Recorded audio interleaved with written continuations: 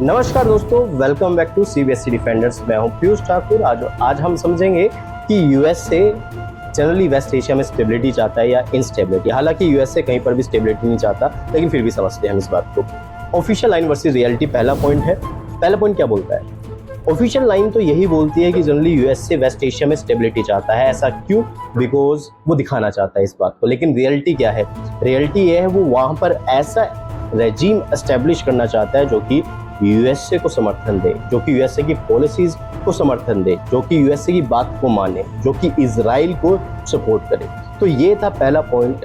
Second point है oil का चक्कर। देखो, अभी हम जितनी मर्जी रिन्यूएबल रिसोर्सेज की बात कर लें, लेकिन हमारी अभी भी प्राइमरी जो ये वर्ल्ड रन कर रहा है वो नॉन रिन्यूएबल रिसोर्सेज पे रन कर रहा है। तो ऑयल बहुत बड़ा इंपॉर्टेंट रोल प्ले करता है किसी भी इकोनॉमी के रोल के अंदर। और अगर आप देखें तो यूएसए भी एक तरह का लार्जेस्ट एक्सपोर्टर है किसका? ऑयल का।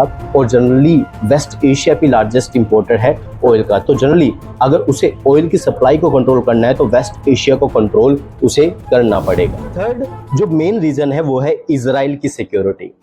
यूएसए का इजराइल के साथ बहुत अच्छा स्ट्रॉन्ग बॉन्ड है। इनफैक्ट यूएसए ने no term policy agreement sign कर रखा है। भैया, जब इजराइल को जरूरत पड़ेगी तब यूएसए खड़ा होगा। और उसने प्रूव भी किया। अभी रिसेंटली जो कॉन्फ्लिक्ट हुआ इजराइल ईरान का हुआ, यूएसए ने बम बरसा दिए। किसके ऊपर? ईरान के ऊपर। जो फोर्थ रीजन है टेररिज्म से फाइट करना। हालांकि मैक्सिमम टेररिस्ट ग्रुप यूएसए के पाले गए हैं, उनके पास हथियार भी यूएसए के मिलते हैं। तो बेसिक सी बात क्या है, वो अपना जो हथियार का जो बिजनेस है ना उसको चमकाना चाहिए। जो फिफ्थ रीजन है वो है नो न्यूक जोन। कहने का मतलब नो न्यूक्लियर जोन। यूएसए ये चाहता है कि सिर्फ उसके पास न्यूक्लियर बम रहे, बाकी ठन गोपाल।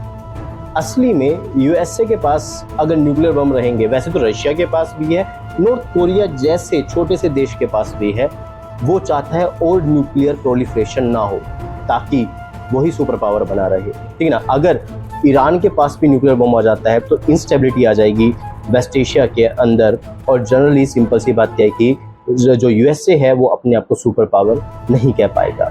सिक्स्थ रीजन है इंटरवेंशन का जो इम्पैक्ट होता है यूएसए का वो बड़ा खतरनाक होता है। जहां भी यूएसए ने इंटरवेंशन किया वहां पर इंस्टेबिलिटी आई। जब वहां पर इंस्टेबिलिटी आई तो टेररिज्म बढ़ा तो वहां पर जो यूएसए के हथियारों की डिमांड है वो इंक्रीज हुई। वो अपने हथियारों की मार्केट जो है ऐसे देशों को बनाना चाहता है।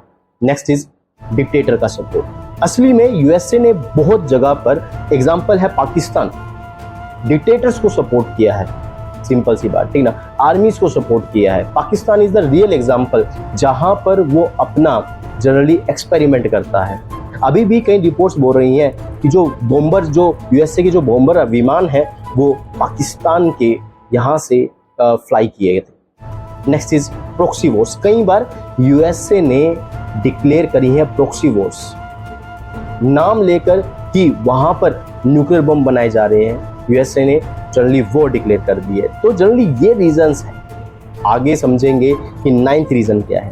नाइन्थ रीजन तो यही है कि यूएसए चाहता है अपनी आर्म सेल्स को इंक्रीज करना, बिकॉज उसकी बहुत बड़ी मार्केट है। इनफैक्ट यूएसए के अंदर आपको ड्राइविंग लाइसेंस लेने के लिए बड़ी दिक्कत हो सकती है, लेकिन एक गन लेने के लिए सिंपल आपको कोई दिक्कत नहीं होगी, बिल्कुल आसानी से। No licence, just few formality. आपके पास पैसा होना चाहिए, जस्ट आपको ये चाहिए, आपको गन मिल जाएगी। यूएसए के अंदर इतना इजी है गन को एक्वायर करना यूएसए के अंदर। 10th रीजन मैं बताऊंगा कि वेस्ट एशिया के अंदर इंस्टेबिलिटी का क्या है।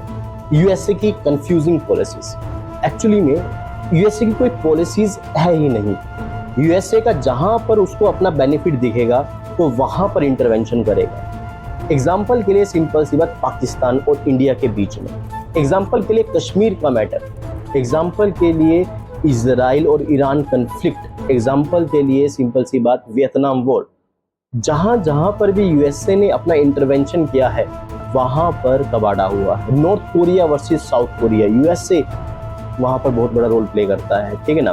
जापान, ठीक है ना, वहां पर यूएसए बहुत बड़ा रोल प्ले करता है। तो बेसिक सी बात, यूएसए की जो पॉलिसीज हैं वो इनकंसिस्टेंट रही हैं। वो दूसरे देशों के लिए इनकंसिस्टेंट रही है, वो अपने लिए सिर्फ कंसिस्टेंट रही है, जहां पर यूएसए का बेनिफिट होगा वहां पर यूएसए होगा। कहने की बात ये भी कहते हैं इंटरनेशनल अगर जो पॉलिसीज को पढ़ते हैं कि यूएसए ने जिसका साथ नहीं दिया उसका भी कबाड़ा हुआ और जिसका साथ दिया उसका भी कबाड़ा हुआ। तो बॉटम लाइन ये है, यूएसए ऑफिशियली स्टेबिलिटी चाहता है वेस्ट एशिया में, पर उसके एक्शंस और पॉलिसीज के अनइंटेंडेड साइड इफेक्ट्स होते हैं कि वहां पर इंस्टेबिलिटी क्रिएट हो जाती है। ये एक कॉम्प्लिकेटेड सिचुएशन है जिसको हम सिर्फ इतनी शॉर्ट लेंथ में एक्सप्लेन नहीं कर सकते। कभी और बात करेंगे, देखते रहिए सीबीएसई डिफेंडर्स। अगर आपको कुछ भी अपनी तरफ से ऐड करना है इस वीडियो के अंदर, you can add in the comment box. Piyush Thakur signing off. जय हिंद, जय भारत। मिलते हैं नेक्स्ट वीडियो में।